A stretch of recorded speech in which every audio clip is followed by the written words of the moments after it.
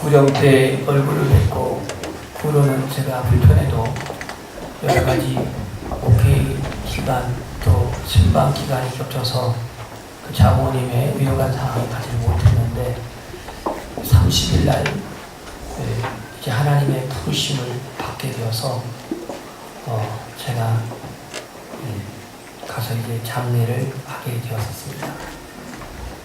93년의 인생을 살고 하나님의 부르심을 받아서 소천을 하였는데 그 장모님에게는 너무나도 큰 축복인 것이 하나님의 그 은혜로 예수님을 믿고 그리고 그 췌장암 말기로 말미암아 엄청난 고통의 말기인데도 하나님이 그 고통을 다 거두신 가운데에 고통을 전혀 통증을 전혀 느끼지 아니한 상태에서 그 병원 생활을 40일 동안 했습니다. 게다가 두 아들과 두 딸들의 지극정성을 다한 그런 간호와 그리고 그러한 그 공격을 받음으로 인하여서 얼마나 그것이 또 위로가 되었겠으며 그리고 사모가 된 두 딸들이 늘 같이 병원에서 6주 동안 함께 먹고 함께 먹는다고 하는 것은 음식을 따로 먹는 건 아니겠지만 는 거를 맡고 그랬겠지만 함께 자고 함께 같이 예비하면서 또 둘째 딸은 거기서도 찬양하고 또 막내들이 할 수 있는 제로를 떨면서 그 어머니였던 그 마지막 가는 길을 이렇게 함께 한 것이 얼마나 어머니에게 기쁨이었겠습니까? 더군다나 이제 그 하나님의 말씀을 이제 두 딸들이 이렇게 문지를 내고 키를 내고 할 때에 손 하나 까딱하지 못한 말은 물론 못할 뿐만 아니라 손 하나 까딱하지 못한 그런 상황에서도 이 하나님의 말씀을 들을 때는 그 위로 주신 그 하나님의 그 힘을 능력을 힘입어서 온몸이 반응을 하는 마치 그 손으로 이렇게 우리가 뭘 깨달았을 때 이렇게 무릎을 친 것처럼 그렇게 무릎을 치는 이런 반응까지 보이시면서 지난 수요일날 10시에 이렇게 조용히 주무시듯 세상을 떠났습니다. 두 명의 사이가 목사여서 사이가 장모님의 그 장례를 기독교적으로 장례배부터 화관 예배까지 온전히 기독교식으로 어떠한 상을 차리지 않은 채 오로지 불신자가 와도 거기에 성경 앞에서 조문을 하고 그렇게 장례를 하게 됐는데요. 마지막 하관식은 제 담당에 제가 이 가운 의도를 입고 하관 예배를 진행했습니다. 26년 전에 장인어른이 돌아가신 그 무덤에 이제 합장하기 위해서 이 묘지를 파놓고 거기서 이제 장례식을 하는데요. 세월을 흘러도 그 석관으로 된 관은 지금 26년이 지난 지금도 그대로 보존되고 있었습니다. 그 장지에 있는 유가족을 비롯해서 그 장례 담당하는 많은 주민, 마을 주민들이 대다수 예수님을 안 믿는 분입니다. 대다수. 제가 거기서 뭘 전했겠습니까? 바로 부활을 전했습니다. 부활을. 저 아저씨들이, 저 일하시는 분들이 듣거나 말거나는 그거는 주께 맡기고 부활을 힘차게 전했습니다. 세상 어떤 사람이 떠나면 한두 사람 울잖아요. 근데 이 집안은 93세에 살 만큼 살아서 그런지 포상이라고 하는지 우는 사람이 아무도 없어요. 그래서 제가 하관 예배를 드리면서 내가 조금 눈물 찌는 거 있잖아요. 물론 연기는 아니었습니다. 연기는 아니었어요.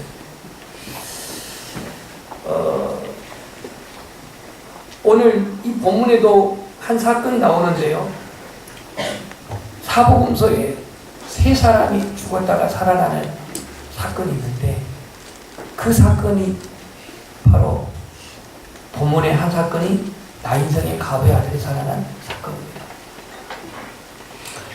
회당장 야이로 12살 먹은 딸도 살아났고 예수님의 친구인 나사로도 예수님이 살리셨는데 오늘 본문에 이 나인성의 이 과부의 아들을 주님이 살리셨습니다.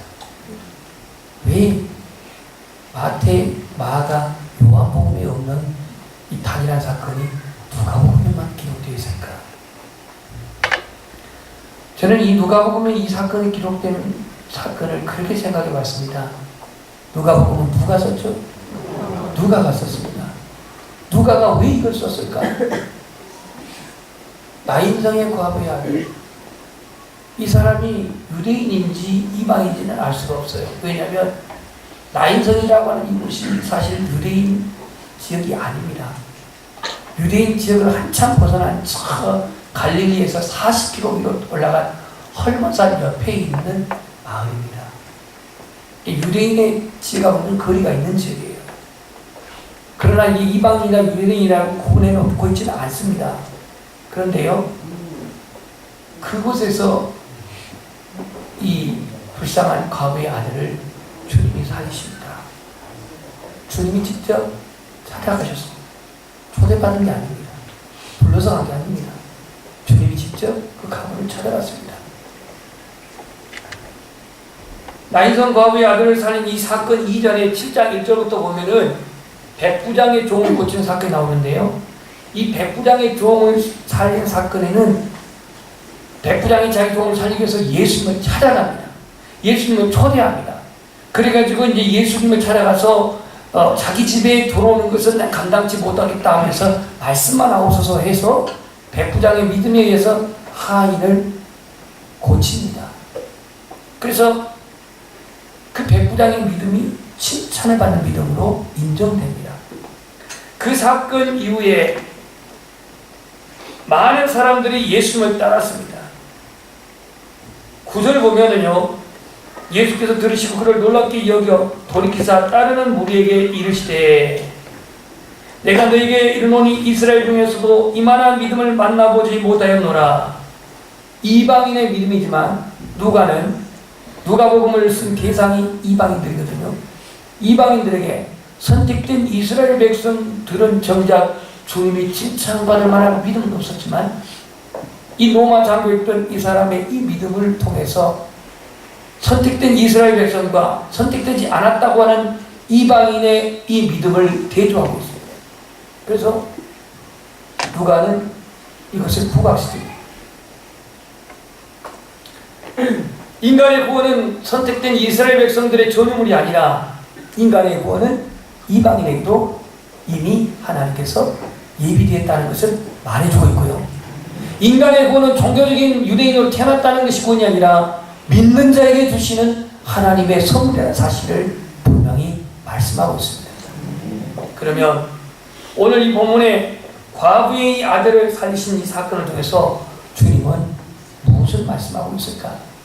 결국은 부활의 주님을 이 사건을 통해서 다시 한번 나타내고 있습니다. 물론 예수님의 십자가의 사건은 아직 이루어지지 않았지만 이 사건을 통해서 장차 예수 그리스도의 그 부활을 미리서 경험하게 하고 체험하게 하고 있다는 겁니다. 자, 이제 말씀 7장 11절을 보겠습니다. 그 후에 그랬습니다. 이 그 후라고 하는 건 7장 1절부터 9절에 있는 10절 안에 있는 그 백부장의 종 고친 사건 이후입니다. 그 후에 예수께서 나인이라는 성으로 가실세 그랬습니다. 어디로 갔다고요? 나인성. 나인이라는 것은 기쁘다 그런 뜻입니다. 이름은 기쁘다라는 뜻을 가지고 있는데 지금 이 나인성에는 기쁜 일입니까? 아주 슬픈 일입니다. 고통스러운 일입니다. 이 과부라고 하는 과부의 원어가 케라라는 뜻인데요. 케라는 약이었다라는 그 케로스라는 어원을 가지고 있습니다. 약이었다. 이스라엘 민족으로서 혼자 사는 여인, 과부는 약한 자의 대명사입니다. 근데 거기에 이 과부에게 하나밖에 없는 독자 외아들이 있습니다. 근데 이 아들이 죽었습니다. 어떤 이유로 죽었는지 모르지만 죽었습니다. 예수님이 청년아라고 말한 걸 보면은 이 사람은 젊은 아들이었는데 세상을 떠났습니다. 이걸 지금 2000년 전에 전 나인성의 한 과거에 일어난 사건으로만 생각하지 말고 오늘 나에게 있어서 내가 과부의 입장에서 연약함이 있습니다. 나약함이 있습니다. 꼭 둘이 살아서가 아니라 하나님 앞에서 내가 정말 잃어버렸고 슬퍼하고 고통 중에 있고 비극 중에 있는 이 약한 자의 모습이 오늘의 과부예요. 남자가 여자다 하는 성을 구분한 게 아니라 하나님 앞에서 지금 눈물을 흘리며 슬퍼하며 힘없고 나약하고 거각 중에 있는 고통 중에 있는 그 처지, 이 과부란 말이죠. 근데 이 과부를 누가 초대하셔도 아니고 누가 불러서도 아니고 주님이 찾아가셨어요. 주님이. 자, 많은 사람들이 예수님을 따라서 그곳에 동행을 하고 있는데요. 11절 12절에 성문에 가까이 이르렀을 때에 나인성이니까 성이 있을 거죠. 성문에 이르렀을 때에 이제 상여가 나옵니다. 죽은 자를 메고 나오니 이는 한 어머니의 독자요 그의 어머니는 과부라. 그 성에 많은 사람도 그와 함께 나오거늘. 자, 여기 주목하십시오. 예수님은 지금 많은 무리와 함께 지금 성으로 들어가고 있고 성에서 누가 나오고 있어요? 상여가 나오고 있습니다. 많은 사람이 나오고 있어요. 그럼 성문 안에서 지금 생명의 주관자이신 예수님과 사망, 아담 이후로 말미암아 인간은 사망의 지배를 받고 있는데 이 사망과 지금 여기서 교차되고 있습니다. 마주치고 있습니다. 생명의 주이신 예수님과 이 아담의 범죄로 말미암는 이 사망과 지금 성문 앞에서 맞닥뜨렸고 지금 마주합니다. 주님은 이렇게 말씀합니다. 13절 주께서 가부를 보시고 불쌍히 여기사 울지 말라. 울지 말라. 자, 지금 아들이 죽었어. 아들이 지금 하나밖에 없는 아들이 죽었는데 어머니 입장에서 안 죽겠습니까? 안 울겠습니까? 흐느끼지 않겠습니까? 상해가 나가면요 젊은 아들이 죽은 어머니 입장에서는 이건 어떤 말로 이길 수가 없는 그러한 고통과 아픔과 그러한 절망의 눈물을 흘릴 수밖에 없는 겁니다. 근데 예수님이 울지 말라는 겁니다. 이게 위로인지 어쩐지 여러분은 느낌이 어쩔지 모르겠지만 주님이 울지 말라고 하는 데 있어서는 그냥 립서비스 차원이 아닙니다. 주님이 여기서 느끼는 마음을 보십시오. 불쌍히 여겨 그랬는데요. 불쌍히 여기사를 이걸 지금 한글말로 말하면 감정상이 그냥 불쌍히 여겼다 이렇게 느껴지지만 헬라의 언어 보면 이거 어떻게 나와 있냐면 창자가 끊어지는 그 아픔으로 지금 이 여인에게 울지 말라 이렇게 말씀합니다. 그리고는 오는 상해를 정지시킵니다. 그 관에 손을 댔습니다. 유대의 율법에 의하면은 죽은 시신을 만지게 되면요 7일 동안 부정을 합니다. 며칠 동안이요? 7일 동안. 이게 레위기에도 있고 민수기 19장 16절에도 나와 있습니다. 죽은 시신을 만질 때에 7일 동안 부정한 거예요. 참고로 유대의 13번째 사사였던 삼손은 자신이 죽이는 사자에게서 꿀을 취할 때에 시신을 만졌어야 안 만졌어요? 만졌어요. 시신을 만졌어요. 나시리는 부정한 것을 만지면 안 돼요. 근데 나시리는 비약을 깬 거예요. 시신을 만져가지고 꿀을 취해가지고 그걸 따왔는데 그 부모들에게 죽은 사자에서 꿀을 취했다는 말을 했다고 했어요? 안 했다고 했어요? 안 했다고 했어요. 그는 부정한 죽은 시신의 사자에서 꿀을 취한 것으로 나시린의 규약을 먼저 하나 보냈습니다. 나중에는 들리라는 품 안에서 머리가 잘려나가는 머리 깎지 말라고 하는 이 나시린의 규약도 역시 깨지고 말았습니다. 오늘 여기서 예수님께서 시신 나가는 그 관에 손을 댔어요. 율법은 어긴 거예요. 율법은 동한 거예요. 이걸 지켜보는 만약에 바리새인들이나 서기관들이 있다면 당장에 정죄했을 것입니다. 왜 죽은 간에 손을 대며 시신을 만지냐? 부정한 자라고 그렇게 말할 겁니다. 그러나 예수님의 사랑은 율법적인 그러한 제약에, 율법적인 판단에, 비난과 비판에 아랑곳하지 않습니다. 한 영혼을 살고자 하는, 한 영혼에 대한 사랑, 한 영혼을 긍휼히 여기는 주님의 마음은 사람들의 그런 비판적인 시선에 아랑곳하지 않고, 율법적인 정죄에 아랑곳하지 않고, 자신은 그 생명을 사랑하여 그 생명에 집중합니다. 그 죽은 자에게 집중합니다. 그를 살리고자 집중합니다. 오늘 우리는 살아가면서 나의 명예에, 나의 자존심에, 나의 인격에 조금이라도 비난이라든가 비판의 그런 원인이 된다면 우리는 몸을 사립니다. 몸을 사려요. 내가 그리스도인으로서 예수 그리스도를 믿는 고백을 했을 때 저 사람들이 너나 잘해, 이런 비판이 두려워, 또 그런 비난이 두려워 몸을 사리는 판인데, 예수님은 율법을 범하는 그러한 일인 것이 자명함에도 불구하고 자신은 메시아로서의 자신의 사명을 감당한 겁니다. 뭡니까? 죽은 자를 사는 겁니다. 그 영혼을 구원하는 겁니다. 이 하나님의 그 지상 명령을 감당하는 데 있어서 주님의 그 사랑은 율법의 정죄보다도, 율법의 비판보다도 더 위대했습니다. 그래서 이것을 다 감내하고 그 관에 손을 댑니다. 그리고 주님은 이렇게 그 청년에게 말합니다. 예수께서 이르시되 청년아 내가 네게 말하노니 일어나라. 우리 한번 이 대목만 합시다. 일어나라. 일어나라. 목숨이 끊어진 이 청년에게 일어나라 말. 오늘 잠자는 사람들이 일어나라는 게 아니라, 지금 누가 잠자는지 모르겠지만 이 청년이 이미 피가 붙었습니다. 산소 공급이 끊어져서 뇌세포가 이미 파괴되고 있었습니다.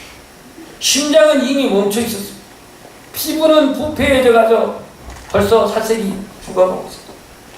생명이 떠나버린 이 몸, 이 몸이 오늘 주님의 음성을 듣고 반응합니다.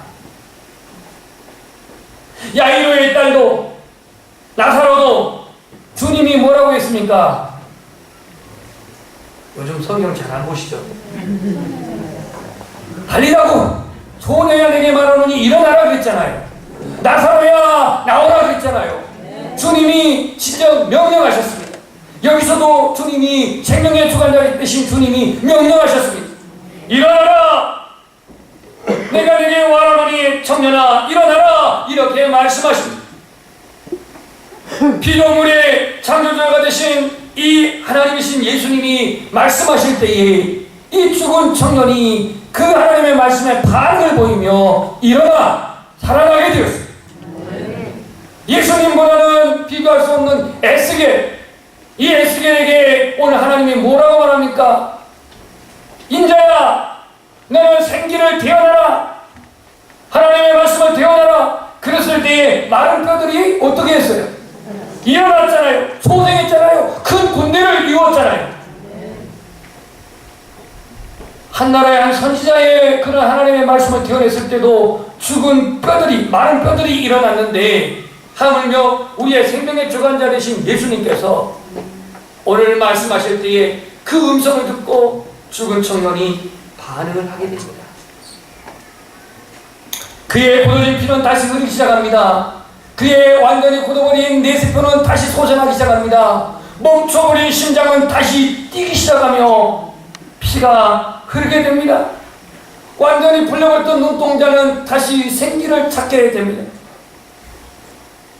오늘 저와 여러분에게 있어서 주님이 일어나라 말씀하신 그 말씀 앞에 우리 영적인 시선도 눈이 열려지기를 원합니다. 심장이 더 강하게 뛰기를 원합니다. 우리 안에 생명의 그 생수 예수 그리스도의 보혈이 더 강같이 우리의 심령 안에 흐르기를 소망합니다. 일어나라 할 때 청년이 그 죽음에서 일어났습니다. 이 결과 15절 말씀에 뭐라고 써있냐면 죽었던 자가 일어나 앉고 앉았습니다. 말도 합니다. 그리고 예수님은 그 청년을 어머니에게 주시니 16절 읽겠습니다. 시작. 모든 사람이 두려워하며 하나님의 영광을 위해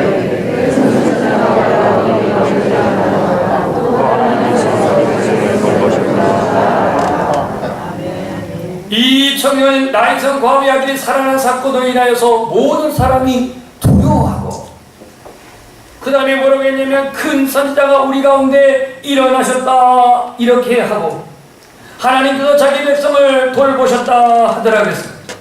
이 말씀의 근거는 어디에 두고 있냐면 이 나인성 옆에가 수넴 여인이 살던 땅입니다. 그러니까 수넴 그 여인의 그 아들은 엘리사가 살렸던 역사가 있잖아요.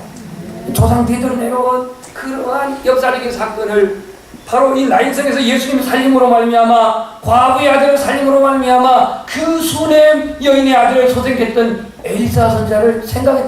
그래서 하나님의 큰 선지자가 우리 가운데 일어나셨다 하고, 또 하나님께서 자기 백성을 돌아보셨다는 얘기는 말라기 선지자 이후로 400년 동안 선지자 공백기였는데 이런 선지자가 나타났다라고 그렇게 반응을 보였습니다.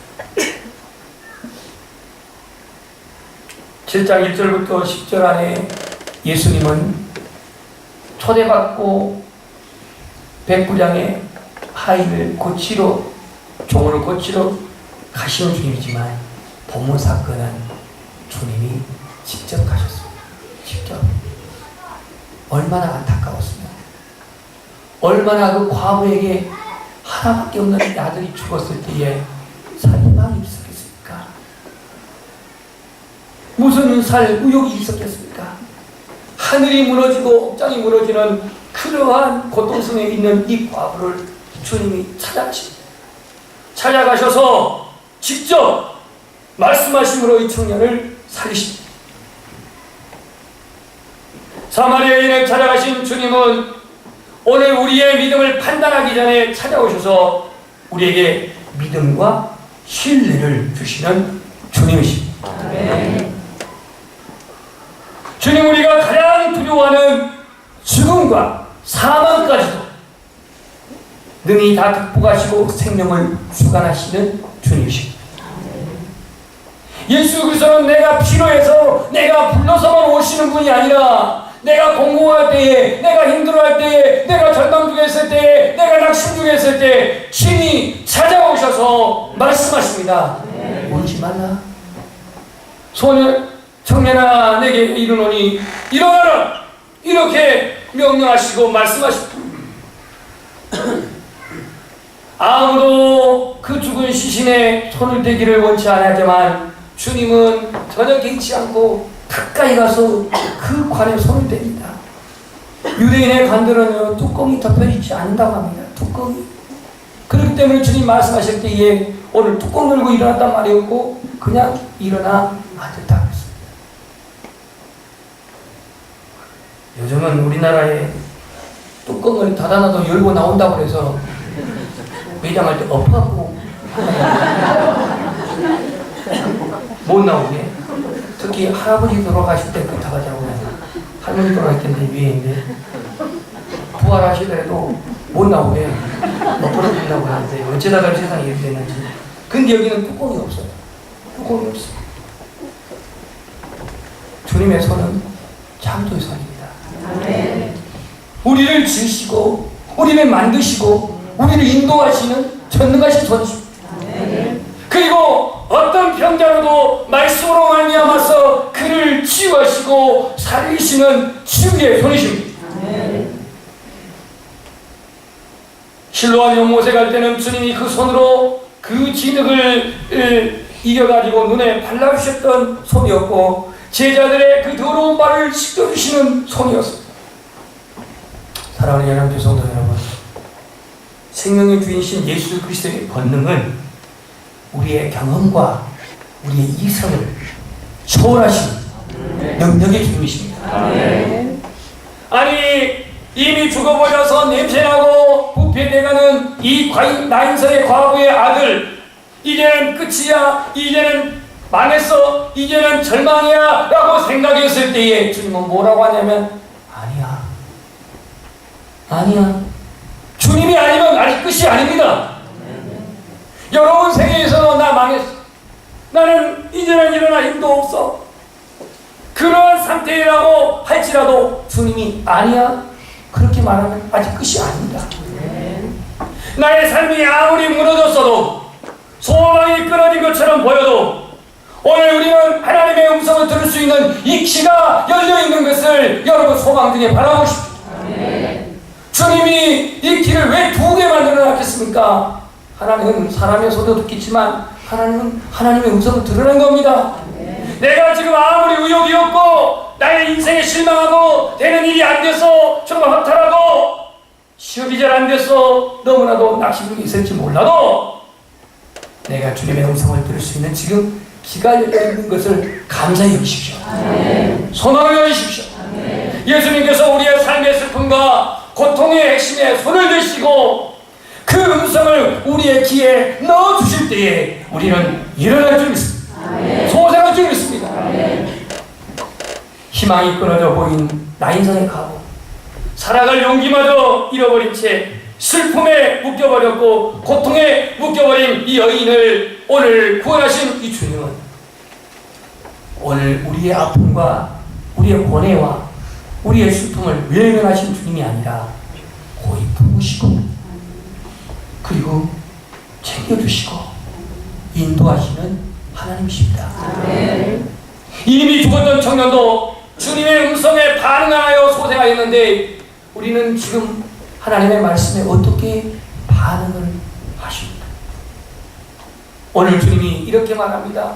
다시 한번 이렇게 말하십니다. 청년아, 내가 내게 말하노니 일어나라. 탈진의 자리, 절망과 탄식의 자리에 누워 있었던 노된 나무 밑에 있는 그 엘리야에게 오늘 하나님의 사자가 와서 말하기를, 엘리야야 일어나라. 너에게 아직 사명이 있고 너에게 할 일이 있으니 거기에 너 절망하지 말고 죽기를 각오하지 말고 일어나라고 말씀하십니다. 목적을 잃어버리고 방황하는 반땅의 자리에 있는 사마리아 울가에 있는 여인에게 일어나라고 말씀하시며, 미신과 행운의 기적을 바라며 요행을 바라는 베데스다 연못가에 있는 그 38년 된 환자에게 내 상을 들고 일어나 가라 말씀하십니다. 의욕도 희망도 없이 남에게 기대며 동전의 그런 적선에 기대며 목숨을 연명했던 미문앞 성전 앞에 있는 그 안진뱅이에게 오늘 베드로와 요한은 나사렛 예수의 이름으로 명하니 일어나 걸어라 이렇게 명하십니다. 주님의 말씀에는 살리는 능력이 있습니다. 소생의 능력이 있습니다. 주님의 음성에 절망에 빠진 영혼들을 건지시는 능력이 있습니다. 죽음마저도 사망마저도 정복해버린 이 주님이 부활하셔서 우리에게 성령을 보내주시어 영원토록 대주하시는 주님이십니다. 외아들의 죽음으로 한없이 흘려야 할 그 과부의 눈물, 어머니의 눈물을 친히 닦아주신 주님, 오늘 저와 여러분의 보이지 않는 이 영혼에 흐르는 눈물을 이 시간 닦아주시기를 소원합니다. 결론적으로 구원은 인간의 의지에 노력이 있는 게 아니고, 구원은 인간의 자기 땀 흘림의 결과가 아니라 하나님의 변함이 없는 사랑과 그 일의 결과입니다. 나인성 과부에게 불렀습니까? 아닙니다. 주님이 직접 가셨습니다. 우리 인간에게 주신 주님의 은혜, 구원의 은총은 인간의 노력의 산물이 아니요 자신의 선행의 결과가 아니라 하나님의 인간에 대한 사랑과 그 긍휼의 결과입니다. 예수 그리스도 안에는 반드시 부활이 있습니다. 가장 힘들고 가장 어려운 그 순간에도 이렇게 고백하십시다. 우리 함께 따라서 예수님만이 내 소망입니다. 그렇습니다. 예수님만이 내 소망입니다. 오늘 나인성 과부의 그 눈물을 다 흘리시고 하나밖에 없는 그 외아들을 주님이 살리심으로 말미암아서 그 가정의 비극을 희극으로, 그 가정의 슬픔을 눈물로 바꾸셨던 그 예수 그리스도, 오늘 나인성 과부의 모습이 내 모습은 아닌지, 내가 기뻐해야 할 일을 잃어버리고, 감사해야 할 일을 잃어버리고, 찬양해야 할 일을 잃어버리고, 영광 돌려야 할 일을 잃어버리고, 자식을 잃어버리는 그 아픔 속에, 그 비애 속에, 그 슬픔 속에 살아갈 모든 희망을 다 잃어버린 자라고 한다면, 바로 오늘의 예수 그리스도의 구원을 필요한 모든 사람이 나인성 과부가 아닐까요? 오늘 주님의 말씀으로 내 영혼이 반응하여 다시 소생하는 역사가 있기를 예수님의 이름으로 축복합니다.